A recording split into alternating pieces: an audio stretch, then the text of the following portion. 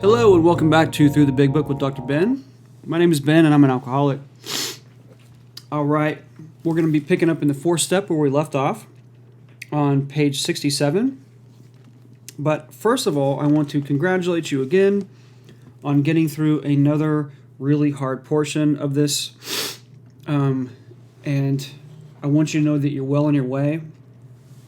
And maybe you found a couple of things on that you had starred that are, most likely you'll find some stars. And some of the most common things that will come up will be a sex act performed on somebody from that was where they were the unwilling participant, like your dad or your mom or your uncle or your brother or your sister or whatever, or boyfriend, I don't know, somebody, molested you or took sexual advantage of you while you were passed out or something along those lines. Or maybe there was a violent offense and you're asking yourself, what is my part in this? So we have to remember that we're talking about sick people here, and what's our part in the resentment?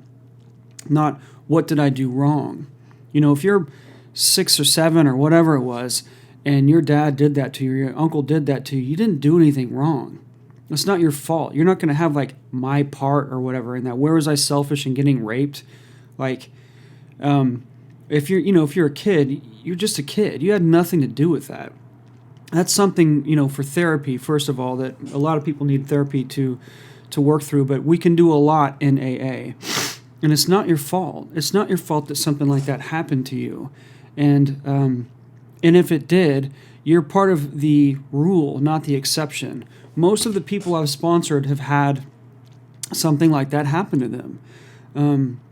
And so if it hasn't happened to you, consider yourself very lucky, because this is incredibly prevalent. I think that it's radically underreported, and it's really, it sucks.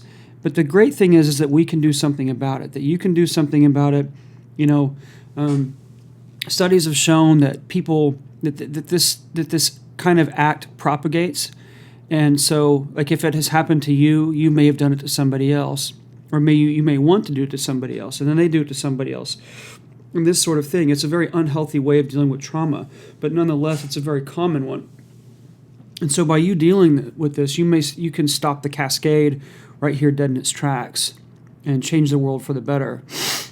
So, and to bring ourselves into that situation, whenever we're praying for somebody that could do something as selfish as that, we have to ask ourselves, have I ever committed a selfish sex act? A lot of people just would say, no. I mean, have you ever just, hooked up with somebody just because you felt like you needed to hook up with them? Or, lied to them to hook up with them? Or done what you had to for financial means? That's a selfish sex act. And so when we take the labels off of it, as far as this was rape or this was consensual or whatever, selfish is selfish. And so that I hope that helps clarify some of these things. That's generally going to be the most common thing that I see that comes up is that. But if you're like 18, 19, and you were at a party and you passed out and all this stuff and something happened to you, we got to, or you're in sobriety and somebody lied to you and they hooked up with you and just split and all this stuff. You got to turn back to page 62 with me real quick. We got to review this selfishness stuff. It says that selfishness, self-centeredness is the root of our troubles. Driven by 100 forms of fear, self-delusion, self-seeking, and self-pity, we step on the toes of our fellows and they retaliate.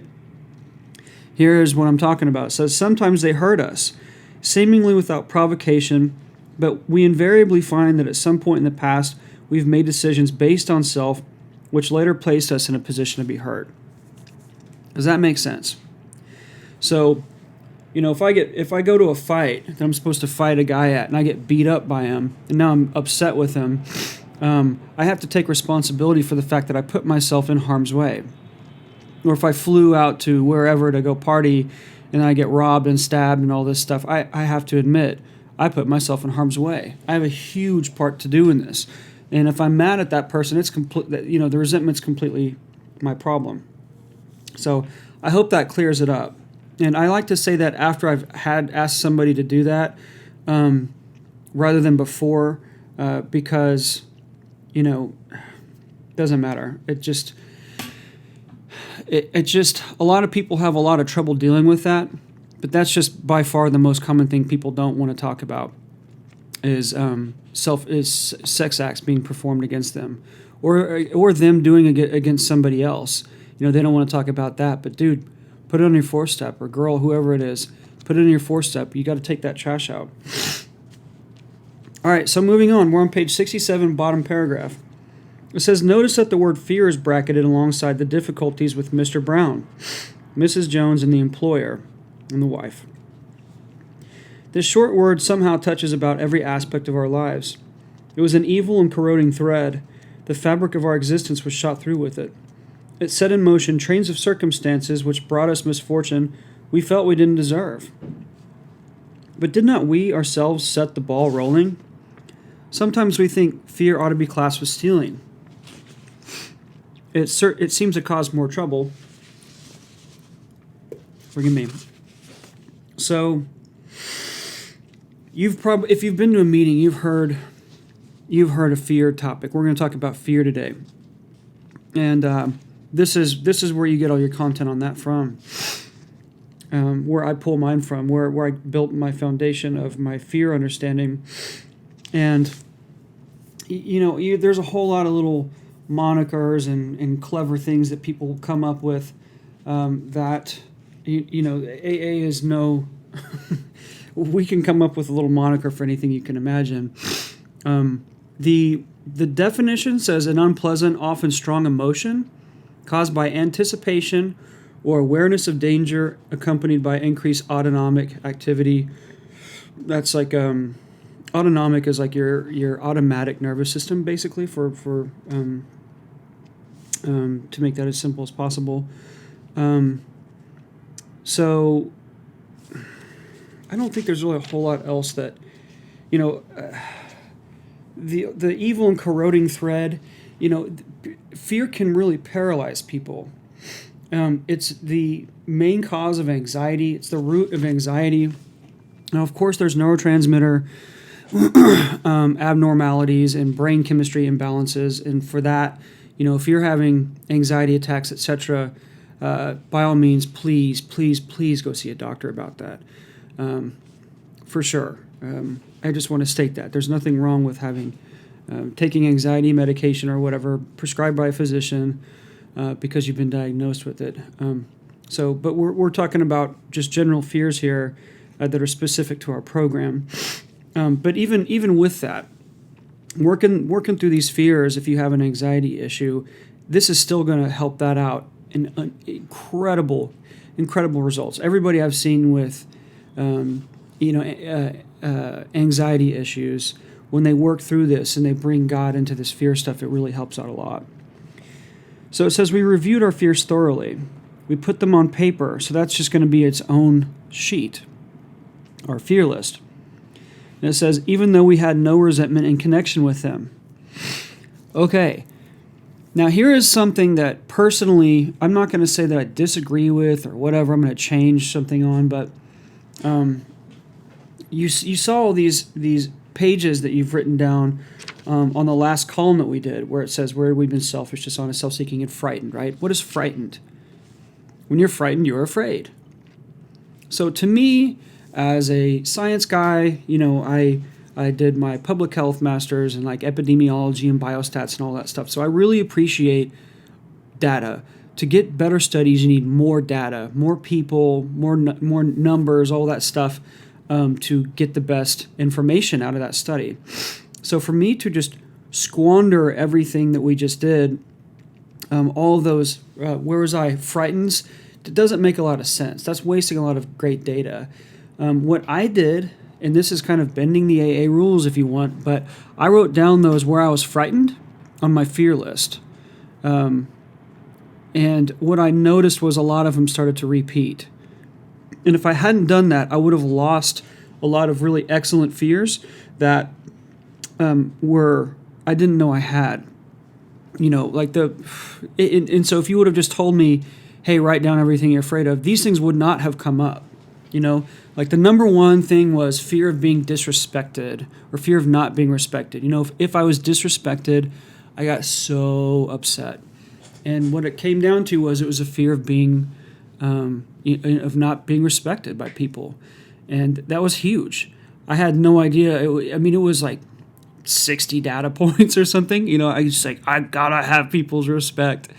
And the next one was not being able to, garnish or garner attention from females. That I would, of not being attractive enough, or not being able to, that sort of thing. And I never in a million years would have just come up with that from ground zero. But my resentments throughout the years showed me that I had that fear.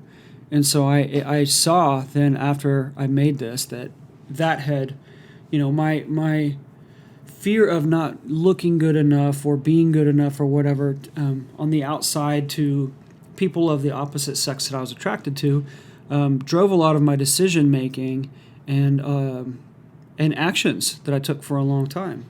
So it was huge.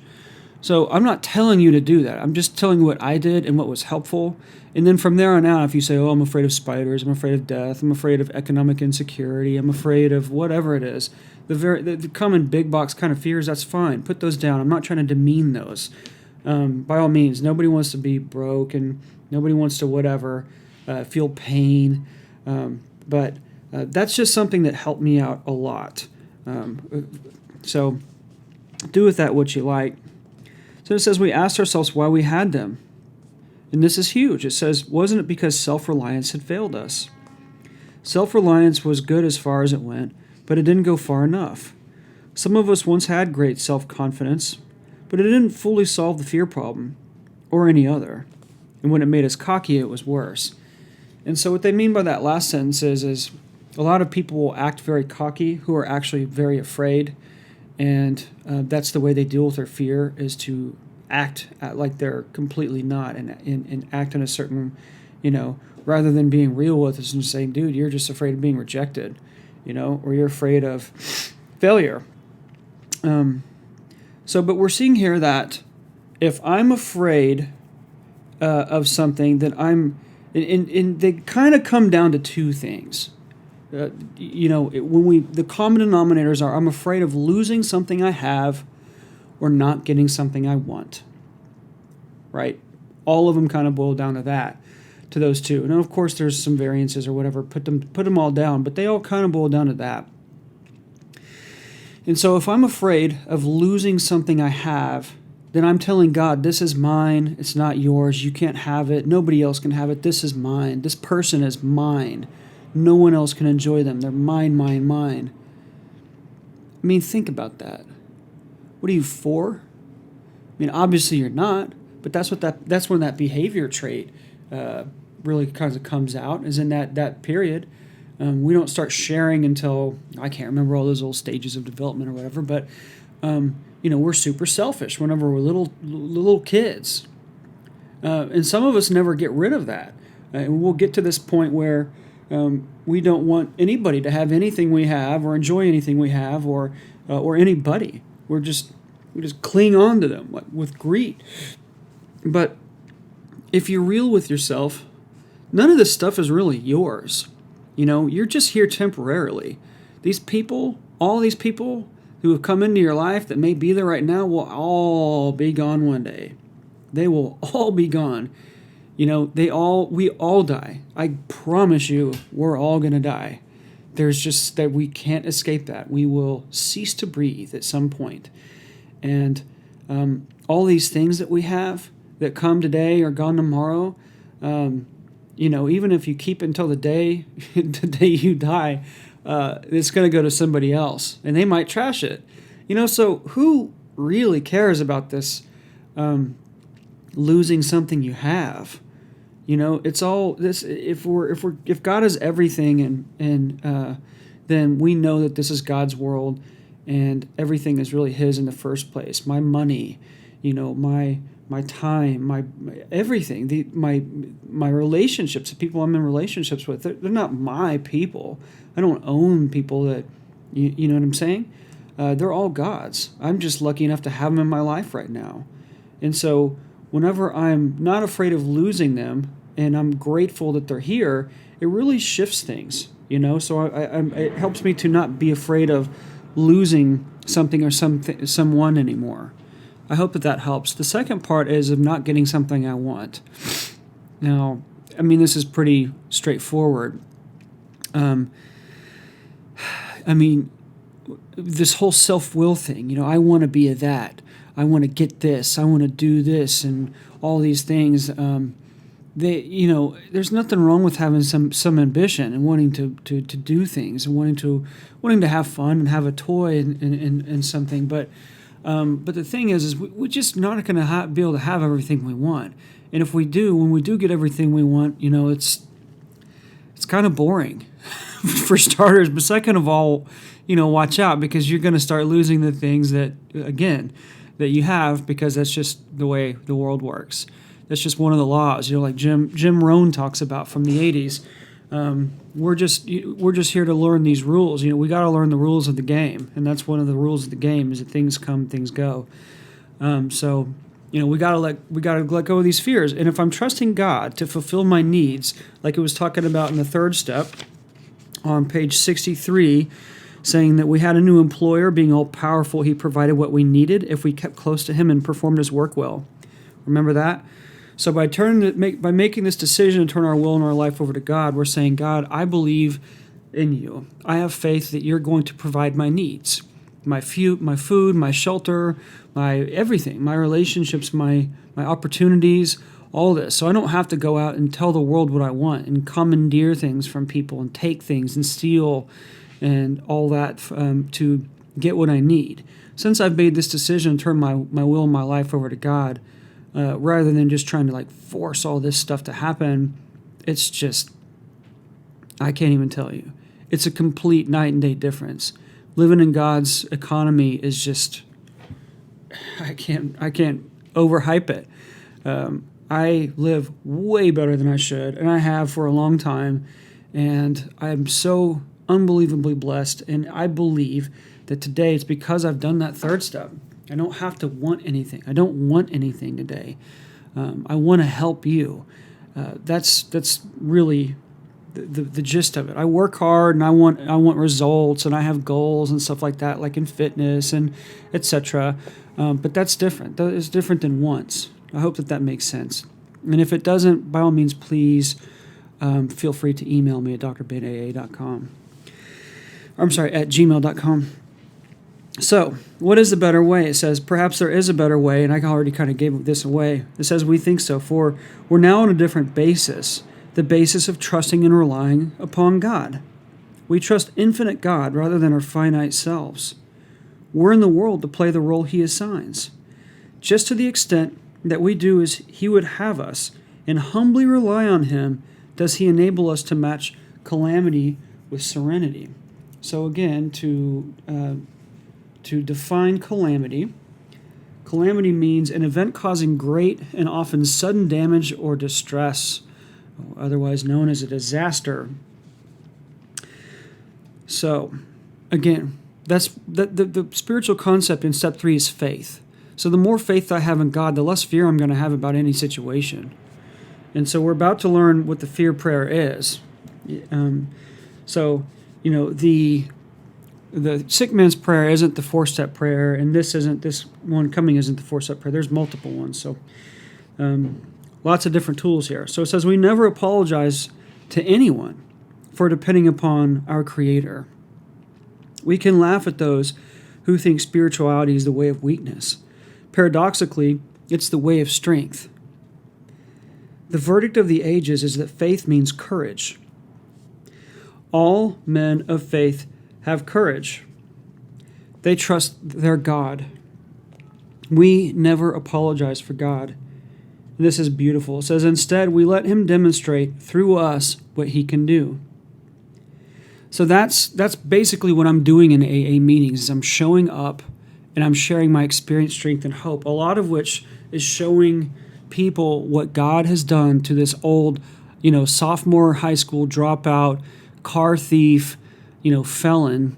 I got kicked out of all three of the community colleges in Oklahoma City and couldn't hold a relationship. I totaled cars. My parents didn't want me in their house. Nobody wanted to see me, and I wound up going back to college, getting my biochemistry, molecular biology degree, going to Harvard, going to medical school, all this stuff, not because I wanted it, not because it was all about me, but it was because I got sober, and this was God's plan for me.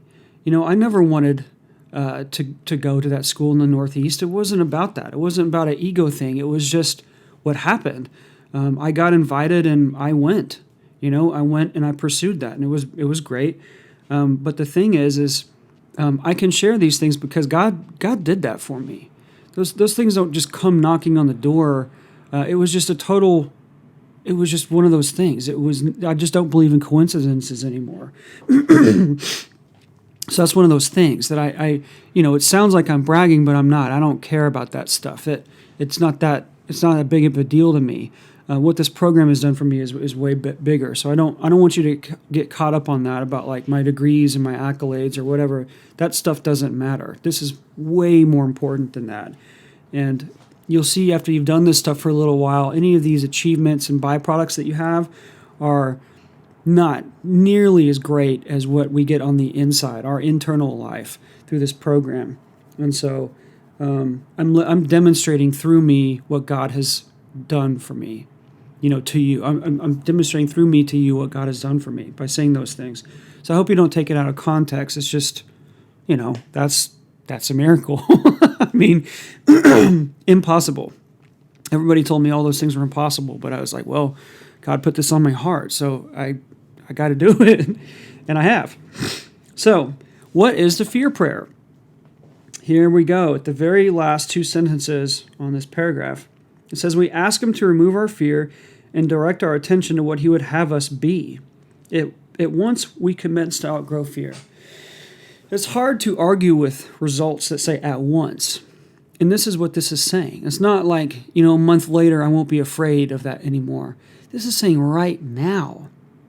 If I'm afraid of something right now, I pray right now about it. And it goes away right now. And what is that fear prayer debulk? It says, God, remove my fear. What would you have me be? Now, what would he have you be?